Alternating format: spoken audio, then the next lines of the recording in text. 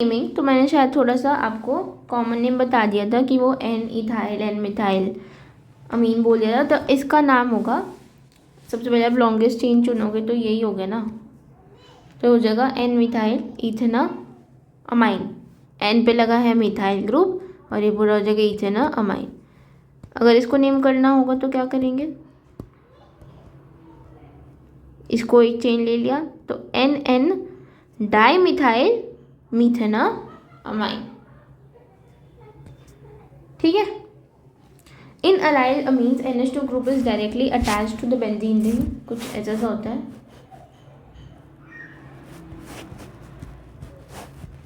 ठीक है। It is the simplest example of aryl amine. In common system, it is known as alanine. It is also an accepted IUPAC name. While naming aryl amines according to IUPAC system, suffix e of arene is replaced by amine. इसको हम कैसे बोलेंगे, benzene तो है as it is, और इसको अमीन जोड़ना है तो हम लिख देंगे ई हटा देंगे तो बेंजीना अमाइन लिख देंगे। ओके। अब थोड़े बहुत एनसीईआरटी नाम लिखती है, कॉमन नेम भी लिखती है। और आपको मैं बता दी हूँ कौन सा इंपॉर्टेंट है। एक तो आप ये वाला याद रखना, टोल ईडीन एनालीन जनरली याद रहता है तो मैं नहीं कर रही इसको, मतलब आई नो कि यू नो दिस। ये वाला आपका बड़ा आसान है, पैरा प्रोमो वाला, इसको भी कुछ याद करने की जरूरत नहीं है। ठीक है। और इनमें से कुछ नहीं है। टोलडीन एक इंपॉर्टेंट है और बस, कुछ इंपॉर्टेंट नहीं है इसमें से। ये तो आप खुद आना चाहिए। आपको नहीं पता कि आइसोप्रोपाइलमीन है आइसो ग्रुप है ना, ये आइसो ग्रुप ऐसा ही तो बनता है। और ये नाइट्रोजन कार्बन तो ये प्राइमरी अमीन भी है एक तरीके से। और उसका नामकरण आईयूपैक करना होगा तो लिख ही रहा है 1 2 3, तो हो जाएगा क्या, प्रोपेन पे 2 अमीन लगा हुआ है। और देखते हैं, ये तो आपको बताया ही ऊपर CH3 NCH3 वाला, ये वाला बताया था कि ये एन डाई मिथाइल मीथेनामाइन बनेगा। ठीक है, चेक कर लो। और ये बता दिया कि अगर एनिलीन को हो तो बेंजीना अमाइन भी लिख सकते हैं। क्वेश्चन अगर देखने हैं तो देख लेते हैं। नाइट्रोजन एक कार्बन से जुड़ा है प्राइमरी, नाइट्रोजन 2 ग्रुप यहाँ 2 कार्बन यहाँ तो थर्ड डिग्री हो जाएगा। नाइट्रोजन एक कार्बन से जुड़ा है तो प्राइमरी और नाइट्रोजन 2 से जुड़ा है तो सेकेंडरी। अब खोल के स्ट्रक्चर्स देखोगे यही आंसर आएगा, खोल के देख लेंगे। Write the structures of different isomeric amines corresponding to the molecular formula. तो आपको इसको C4H11 को कैसे लिख सकते हैं, इसको देखना। CH3 पीछे कैसे जाते हैं यार, इसको कैसे लिखते हैं। ओके देखिए ज़रा एक बार। C3, अरे यार क्या गलत सा,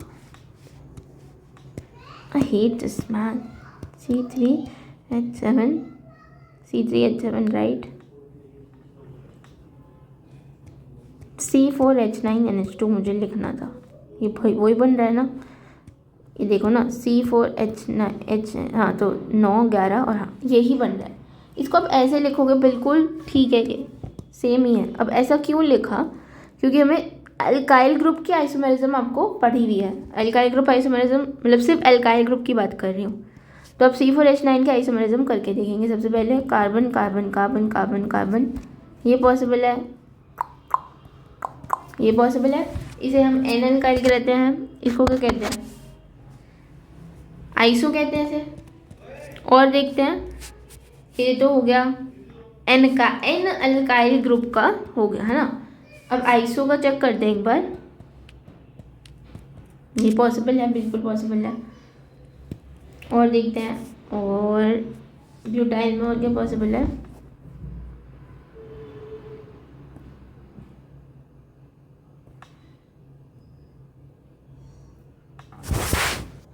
एक बार ध्यान से देखेंगे। सबसे पहले ना हम ब्यूटेन की आइसोमेरिज्म समझेंगे। ब्यूटेन का स्ट्रक्चर होता है CH3 CH2 CH2 CH3। तो एन ब्यूटेन मुझे लिखना होगा, तो मैं मतलब पहला आइसोमेरिज्म बना रही हूँ ब्यूटेन का, तो C हो गया। और आइसोब्यूटेन बनाना होगा तो ये ऐसा सा बन जाएगा। ठीक है। अब इसमें हम चेक करेंगे कि ब्यूटाइल ग्रुप कैसे बनाऊँ मैं इसमें। तो सबसे पहले मैं चेक कर रही हूँ, इसको इग्नोर करें और ऊपर से ऊपर देखें।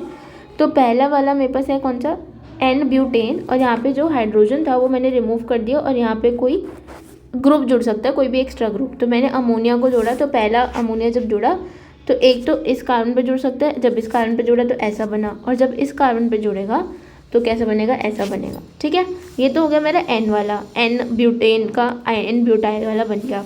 अब मैं देख रही हूँ आइसो वाला, तो ये आइसो था। आइसो में भी दो पॉसिबिलिटी है, एक यहाँ पे जुड़े और एक यहाँ पे जुड़े।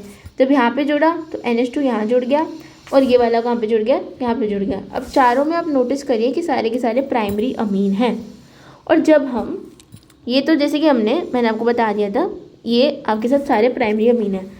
प्राइमरी अमीन बनाने का तरीका आसान हो जाता है, क्योंकि हमें बस ब्यूटेन का आइसोमर लिखने होते हैं दोनों, और उनमें ही हमने रिप्लेसमेंट करनी होती है अल्काइल ग्रुप को। मतलब चेक करना होता है कि कहाँ पे मैं हाइड्रोजन को रिप्लेस कर लूँ और अपना नया वाला NH2 का ग्रुप लगा दूँ।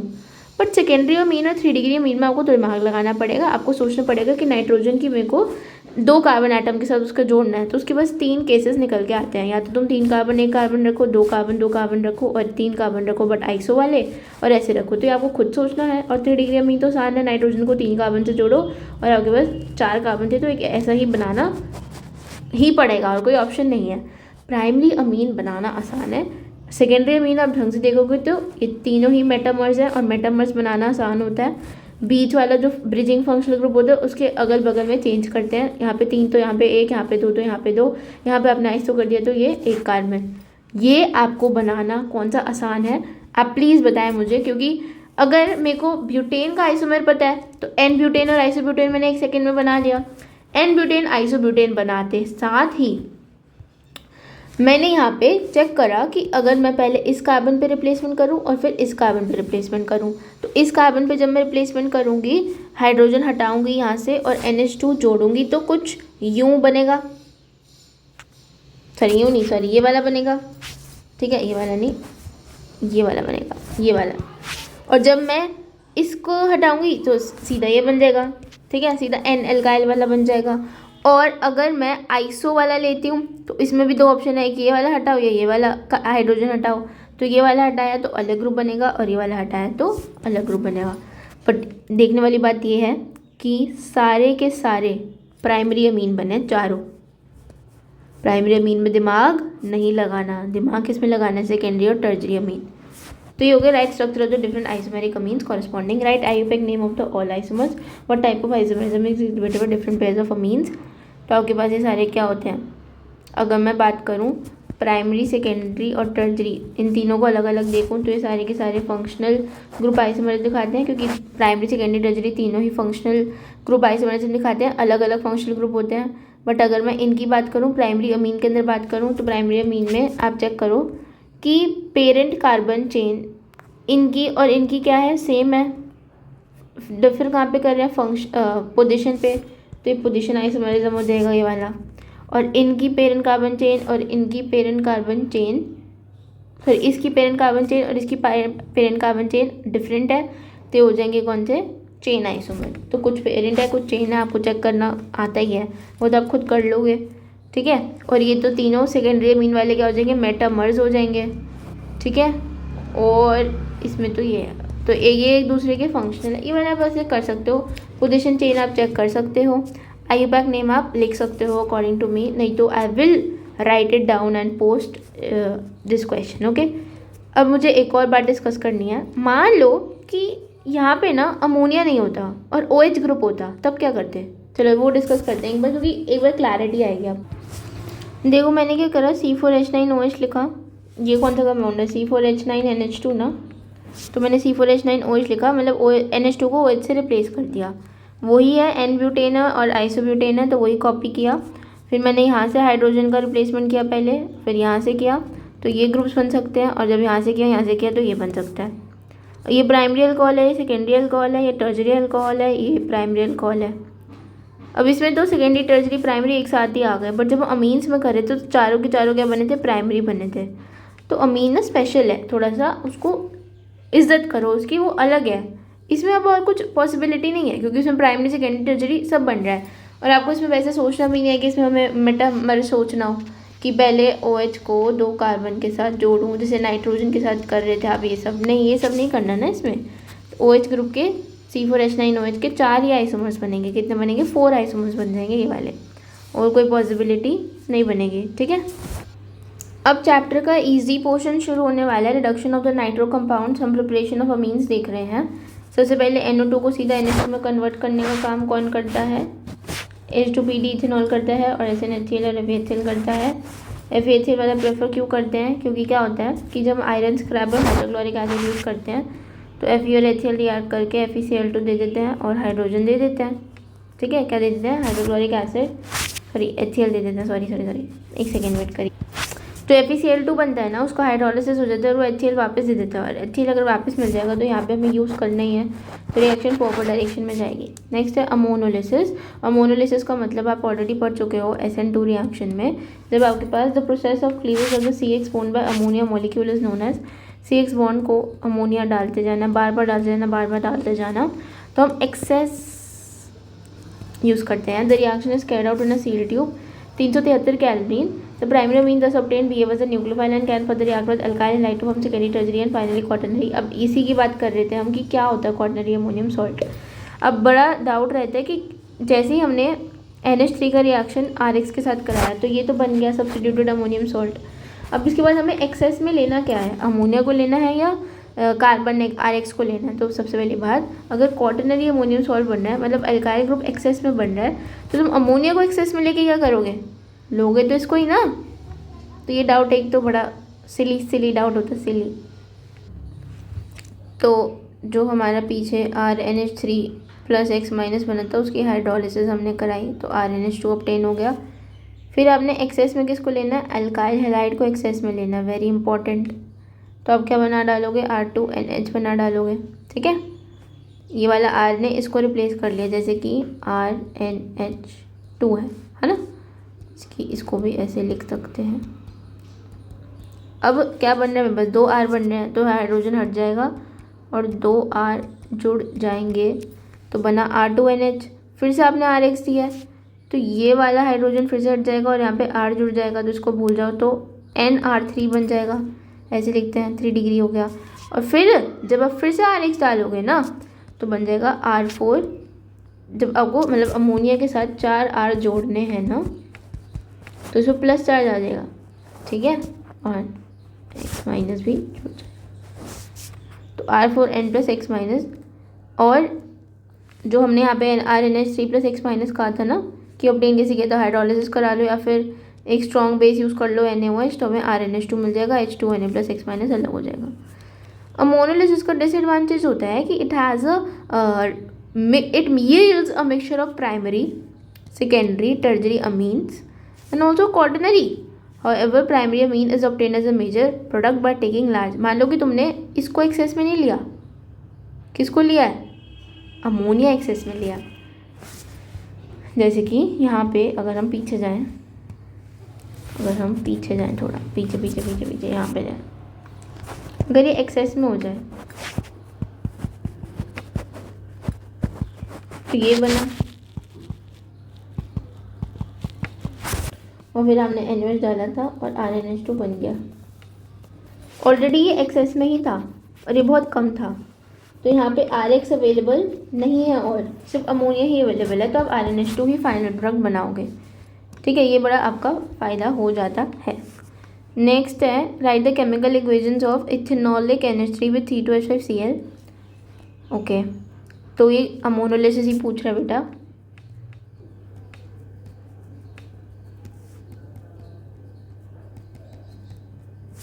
सबसे पहले प्राइमरी अमीन बनाओगे, कुछ क्वेश्चन में गिवन नहीं है क्या एक्सेस में है, तो अब इसको एक्सेस में लेके चलोगे तो ये बनाओगे, फिर ये तो आप कर सकते हो मेरे ख्याल से। अमोनोलिसिस ऑफ बेंजाइल क्लोराइड देखते हैं एक बार, बड़ा अच्छा क्वेश्चन हो जाएगा अगर ये बेंजाइल क्लोराइड, ठीक है। तो हम क्या करते हैं, अच्छा सबसे पहली बात तो बेंजाइल क्लोराइड बनाना ना चाहिए। बेंजाइल क्लोराइड का बिल्कुल भी मतलब नहीं है कि वो हैलो अरीन की बात कर रहा है, इसको हम कहते हैं बेंजाइल ग्रुप और उसके साथ क्लोरीन जुड़ा है, ये हैलो अरीन नहीं है, ये बेंजाइल ग्रुप है, तो बेंजाइल क्लोराइड हो गया, ठीक है। अब आपने NH3 डाला तो आप क्या बनाओगे? Cl को हटाओगे ना सबसे पहले, CH2NH2। अब अगर उसने एक्सेस वो दिया होता तो यहाँ पे H हट के फिर से एक वो जुड़ जाता, ठीक है। बट उसने बोला है कि एक्सेस में बेंजाइल क्लोराइड नहीं है, वापस आपने जो डाला है वो CH3Cl है, तो ये एक्सेस में है। ठीक है, तो ये आपके पास हाइड्रोजन हट जाएंगे नाइट्रोजन के, जो हाइड्रोजन नाइट्रोजन के साथ डायरेक्टली जुड़ा हुआ है, तो एक हाइड्रोजन हटा तो NH2 तो एज इट इज रहेगा और यहाँ पे जुड़ जाएगा CH3। कोई डाउट? कोई डाउट तो नहीं होना चाहिए। एक सेकेंड, कार्बन के साथ नहीं, एक सेकेंड, हाँ नाइट्रोजन के साथ ना, ठीक है। CH3 CH 1 2 3 CH2 NH CH3 NHCH3। और अगर आपके पास एक और एक्सेस में है तो एक और बार ये जुड़ जाएगा, मतलब फाइनल प्रोडक्ट बना के छोड़ोगे ना, ऐसे ही थोड़ा छोड़ दोगे। CH2 एक हाइड्रोजन फिर हटेगा तो NCH3 और CH3। मान लो तुमने एक और दे दिया, वेले हो ना तुम, तो क्या करोगे? CH2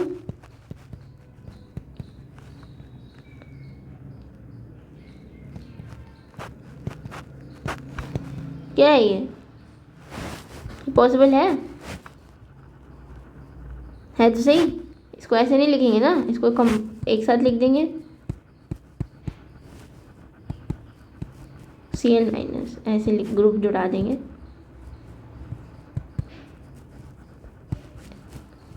अगर करवाना होगा रिएक्शन तो, बट 2 मोल्स लिए हैं तो यहीं पे रुक जाएगा रिएक्शन, यहाँ पे रुक जाएगा। एक्सेस होता तो यहाँ पे छोड़ते। बहुत इंपॉर्टेंट बात है, क्वेश्चन MCQ आएगा और तुम्हें ऑप्शन में ये भी देगा और ये भी देगा, तुम तो यही टिक करके आओगे, तुम्हें पता है। अगर उसने एक्सेस लिखा हो तो सारा डामाडोल हो जाएगा ना, तो ये इंपॉर्टेंट हो जाएगा फिर। ठीक है, चलो बढ़ते हैं, आगे बढ़ते हैं। चलो एक सेकेंड बस। नेक्स्ट है रिडक्शन ऑफ द नाइट्राइल। तो क्या यूज़ करते हैं? H2 निकल यूज़ करते हैं, या सोडियम अमलगम, या ethanol. Very important reason. Cyanide को सीधा CH2NH2 में कन्वर्ट कर देता है। फिर से मेरे साथ रिपीट करो, NiH2 तो आप पढ़ते ही आ रहे हो, हाइड्रोजनेशन के लिए यूज़ होता है कि कुछ भी हो जाए, अगर अल्काइन ग्रुप हो, अल्कीन अल्काइन हो तो सबको CH2 कर देता है, मतलब CH3 कर देगा। तो आप पढ़ते ही आ रहे हो ना ये वाला चीज़, ये ग्रुप तो बहुत स्टार्टिंग से पढ़ते आ रहे हो। बट अगर Na अमलगम C2H5 भी दे रखा है तो अब इसको भी कर देगा। अमाइड और रिडक्शन विद लीथियम LaH जिसे हम कहते हैं, क्या देता है? RCH2NH2। तो अमाइड का ग्रुप किस में रिड्यूस हो जाएगा? RCH2NH2। और ये लीथियम एल्यूमिनियम हाइड्राइड तो स्ट्रॉन्ग रिड्यूसिंग एजेंट होता है। यहीं पे अगर NaBH4 यूज़ करते तो रिएक्शन फर्दर प्रोसीड नहीं करता है, क्योंकि सिर्फ NaBH4 जो होता है ना वो एल्डिहाइड को कर देता है RCH2OH में, मतलब उसकी कैपेबिलिटी है इतनी करने की, और RCOCl को करता है वो आगे जाके RCH2OH में। बस इन दोनों पे ही उसका रिएक्शन जमता है और किसी भी रिएक्शन नहीं जमता है। मतलब आपको थोड़ा सा इन्फॉर्मेशन दे दिया, वैसे हम पढ़ चुके हैं ऑलरेडी। ग्रेबरियल थैलेमाइड सिंथेसिस, इसका सबसे पहले शॉर्टकट देख लेते हैं, फिर हम आगे बढ़ेंगे। कुछ भी दे रखा हो, जो ये यहाँ पे RX दे रखा होगा ना, उसको X हटा के NH2 जोड़ना होता है, प्राइमरी अमीन बनानी होती है। पहले इंपॉर्टेंट पॉइंट देख लो, जो RX दे रखा होगा इस रिएक्शन का, उसमें RNH2 बनाना है। फिर अगर आपके पास ये एक तरीके का SN2 रिएक्शन होता है, ठीक है, तो जो RX आपके पास which shows SN2 will only participate in this reaction. कभी कभार ना वो C6H5X दे देगा यहाँ पे, फिर अराइल दे देगा, तो ये तो कोई SN2 करता ही नहीं, हम पढ़ चुके हैं ऑलरेडी, तो नो प्रोडक्ट आंसर हो जाएगा उसका। ठीक है, थोड़े थोड़े ऊपर से पॉइंट देख रहे हैं कि MCQ में क्या काम आएगा आपको, तो ये काम आएगा। पहले RX आप RNH2 बनाओगे, R को एज इट इज X की जगह NH2 लगा देंगे। ठीक है, ओके।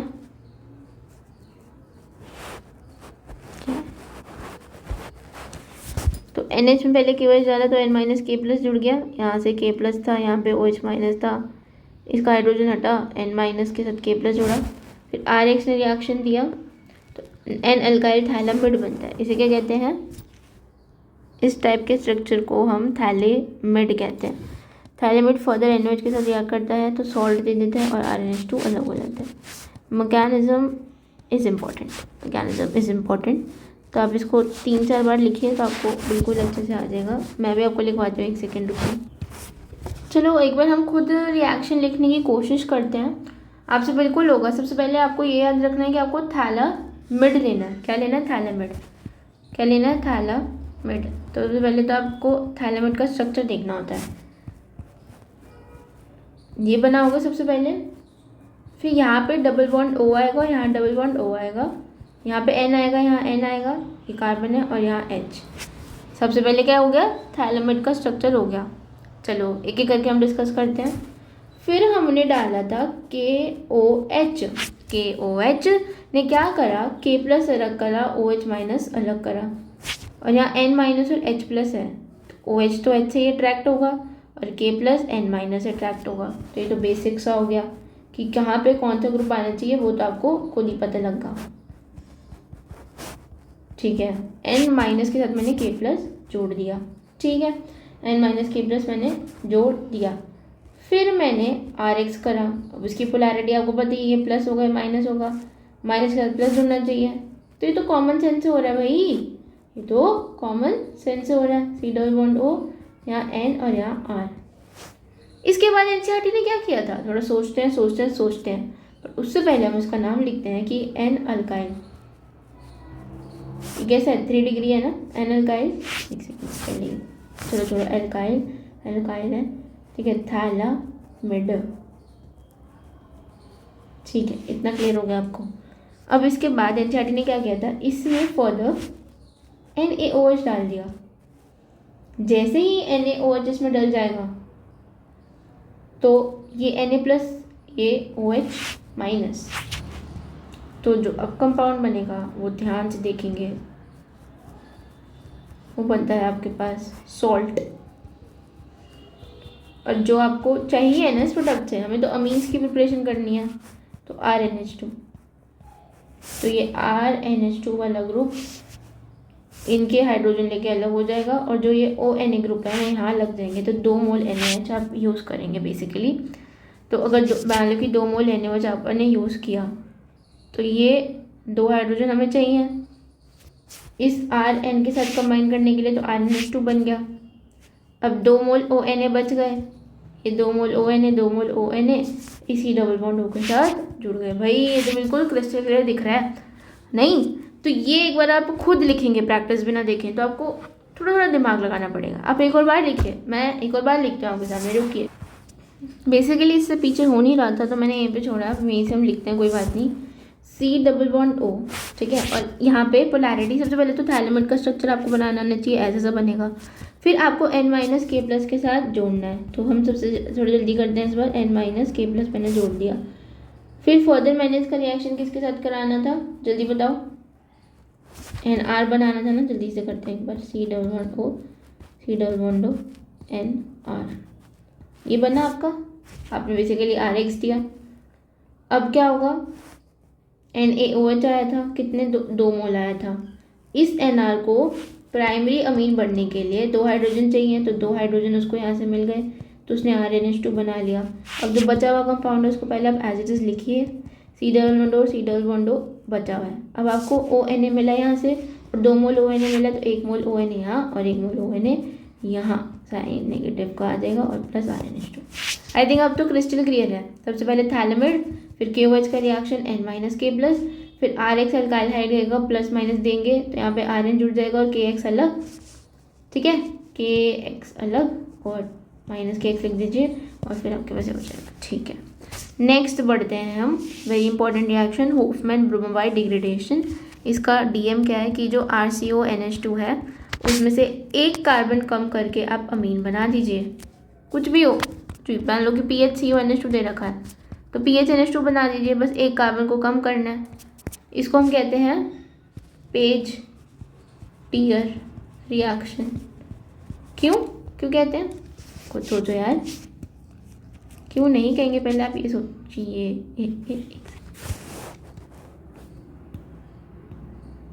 क्यों कहते हैं पेज टियर रिएक्शन? देखते हैं एक बार, एक सेकेंड। इसको क्या कहते हैं? देखो, जैसे कि RCONH2 है ना, और इससे मैं क्या बना लूँ? RNH2। CO ग्रुप हट रहा है तो पेज को फाड़ दिया और RNH2 बन गया, बस ऐसे से लिखा है RCONH2 से RNH2। बट इसमें ये भी पूछता है कि इसकी ये कितने स्टोकियोमेट्रिक कोफिशिएंट है, तो हम 4 मोल NaOH यूज़ करते हैं। जब आप इसका मैकेनिज्म पढ़ते हैं तो आप देखते हैं कि 4 मोल NaOH यूज़ हुआ है, Br2 का 1 मोल यूज़ होता है, और क्या बन जाता है, हमें बनाना तो वही है RNH2, बट साइड में निकलता क्या है 2NaBr। 2NaBr कैसे याद रखोगे, Br2 में ब्रोमीन तो Br2 की तरह एग्जिस्ट करता है। जो अगर आप NaBr बना ही रहे हो तो 2 मोल Br के लिए तो 2 तो लगाना ही पड़ेगा, ठीक है। और Br2 आपको क्लियर हो गया, तो यहाँ पे 2 Na है और टोटल यहाँ पे मैंने 4 Na यूज़ किए थे, तो मुझे 2 Na और चाहिए, तो वो मुझे Na2CO3 से मिलेगा, ठीक है, क्योंकि इसके पास 2 Na होते हैं, CO3 और 2H2। ये तो आपको लर्न ही करना पड़ेगा नो मैटर व्हाट। आपको बताना है राइट द केमिकल इक्वेशंस और द फॉलोइंग कन्वर्जन्स, तो आपको बताना है कि इसको आप कैसे कन्वर्ट करेंगे। तो CH3CH2 को मैंने RCl ले लिया और मुझे क्या बनाना है, RNH2 बनाना है। क्या दिमाग लगेगा इसमें, RCl से RNH2। आप सबसे पहले SN2 कर सकते हैं, RCl से RCN बना सकते हैं, ठीक है, और फिर उसके बाद आप RNH2 बना सकते हैं, RCH2NH2 बना सकते हैं, ठीक है। C6H5 CH2Cl ethanolic NaCl use किया, ये सब ये SN2 होते हैं बच्चे, ये क्या होता है SN2। आगे बढ़ते हैं जल्दी से, 5 6 7। Write the structures and the IUPAC names, examples हैं यार ये इन टेक्स्ट वाले। Amide which gives propanamine by, देखो डिग्रेडेशन है ना ये, पेज फाड़ रिएक्शन हो रही है, फिर पेज टियर रिएक्शन, जो प्रोपेनामाइन देगा तो उससे एक कार्बन ज़्यादा ही होगा तो ब्यूटेनामाइड होगा। ये दो ओरल हो रहा है। The amine produce by the benzamide, तो बेंजामाइड का स्ट्रक्चर अगर आपको पता है तो आप क्या पेज फाड़ रिएक्शन करके C6H5NH2 बना दो यार, ये तो बहुत सिंपल हो जाएगा ना यार। Aniline, how will you convert benzene into aniline. Okay चलो देखते हैं, NH2 जोड़ना है। सबसे पहले आपको अगर याद हो तो HNO3 अगर हम इसमें डाल दें तो नाइट्रेशन हो जाएगा, और NO2 से NH2 जाना तो SNHCl कर लो, FeHCl कर लो, ठीक है। बेंजीन इंटू एनालीन क्लियर है। नेक्स्ट आपको जो दिख रहा है, मुझे जो पता लग रहा है वो बेंजीन है और NN डाइमिथाइल एनालीन बनाना है। ओके सबसे पहले तो वही सेम चीज़ होगी, NO2 से NH2 बन जाएगा, तो मैं डायरेक्ट लिख रही हूँ NH2 वाला। मैंने सबसे पहले इसका इलेक्ट्रोफिलिक सब्स्टिट्यूशन करा दिया NH2 के साथ, जिसमें इलेक्ट्रोफाइल क्या होता है, NO2 ग्रुप होता है, तो NO2 जुड़ जाता है। फिर मैंने SNHCl करा दिया या फिर FeHCl करा दिया, तो उसके हिसाब से आपके पास NH2 जुड़ जाता है। अब मैं क्या करा दूँगी, अमोनोलिसिस करा दूँगी CH3Cl से। अब मुझे 2 मिथाइल ग्रुप जोड़ना है, तो मुझे 2 मोल, सबसे पहले 1 मोल लिया मैंने CH3Cl का, तो जब एक ही मोल लिया है तो एक ही हाइड्रोजन रिप्लेस होना चाहिए ना बच्चे, तो यहाँ पे ही बना। और उसके बाद जब मैंने एक और मोल ले लिया तो ये जो बचा हुआ हाइड्रोजन है वो भी रिप्लेस हो जाएगा। तो अब एक बार आप चेक कर लीजिए, जो प्रोडक्ट है वही मिला हमें, NN डाइमिथाइल एनालीन। नेक्स्ट पूछ रहा है कि आपको ClCH2,4Cl, तो ये क्या है, सबसे पहले आप क्या कराओगे, Cl और Cl को Cn से रिप्लेस करोगे, इथेनॉलिक NaCN डाल के, जो भी आपका SN2 रिएक्शन होता है। Cn से आपको क्या बनाना है, CH2NH2, तो आपके पास एक सेकेंड, उसमें तो कार्बन नंबर बढ़ जाएगा ना। चलो अगर हम बना के देखते हैं, ClCH2, मैं इस साइड लिख रही हूँ, बोला आप ध्यान से देखिए, और मैंने रिएक्शन करना है हेक्सेन 1,6 डायमीन, हेक्सेन 1 2 3 4 5 6, यहाँ पे NH2, ठीक तो है, सही तो कर रहे हैं, ठीक तो है। तो सबसे पहले आप Cn जोड़िए, CH2,4, फिर अगर आप इधर Cn से आप क्या बनाओगे, H2Na यूज़ कर लो, Na अमलगम C2H5OH, ये रिएजेंट लिखा मैंने, क्या लिखा मैंने, अमलगम। रिएजेंट लर्न होने चाहिए बाय हार्ट, कुछ प्रॉब्लम नहीं होनी चाहिए इसमें लर्न करने के लिए। Cn से आपका बन गया CH2NH2, CH2,4, CH2NH2, यही तो चाहिए था ना हमें। आगे बढ़ते हैं, चलिए देखते हैं, ये तो आपको क्लियर हो गया ना।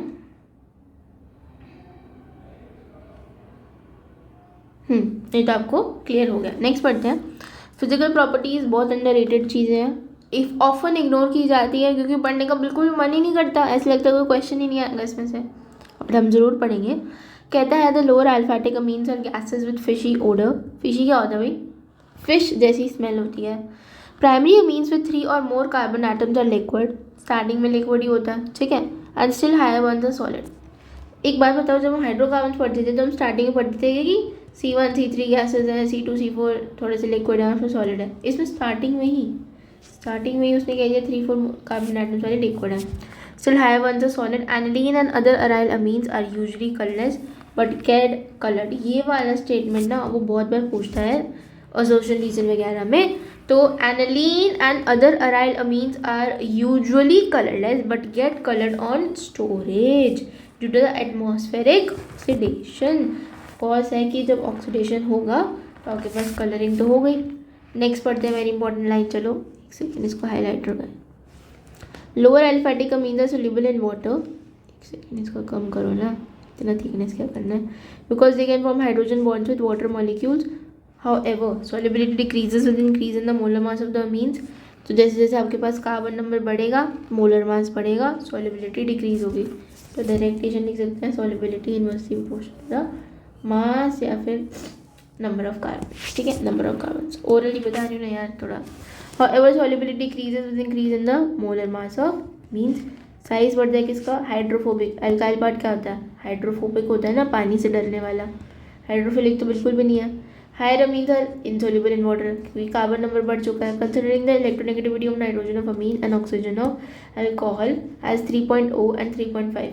भाई तुम ऑलरेडी पीरियोडिक में पढ़ते हो कि FON फोन पढ़ते हो। सबसे ज़्यादा इलेक्ट्रोनेगेटिविटी ऑक्सीजन नाइट्रोजन की कंपेयर करनी हो तो किसकी ज़्यादा होगी, ऑक्सीजन की ज़्यादा होगी। तो ये देख तो लगा है कि जो अमीन है ये वाला नाइट्रोजन का अमीन है उसकी 3.0 है, उसकी 3.5 है। You can predict the pattern of the solubility of amines. पानी में सॉल्युबिलिटी किसकी ज़्यादा होगी, ऑफकोर्स अल्कोहल्स की ज़्यादा होगी।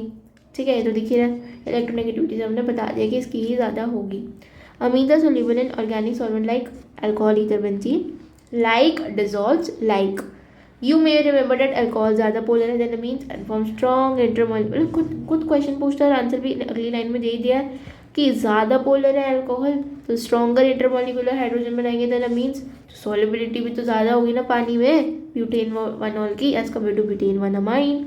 Primary and secondary amines are engaged in the intermolecular association due to the. कह रहे कि जो प्राइमरी और सेकेंडरी अमीन्स होती हैं वो इंटरमोलिकुलर हाइड्रोजन एसोसिएशन करती हैं।